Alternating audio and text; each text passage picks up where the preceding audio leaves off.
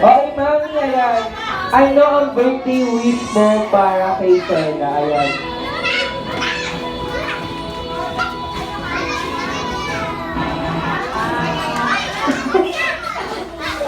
Ang birthday wish ko kay Stella is maging mabait siya hanggang paglaki niya and may takot sa Diyos. Yun lang, love you na.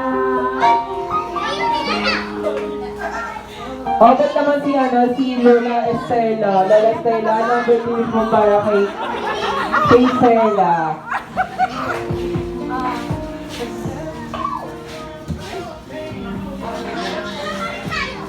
Hello, mahal kong Stella. Naway lalapitan, may takot sa Diyos. I love you so much. Ay, magsalita ka na. Ayaw na.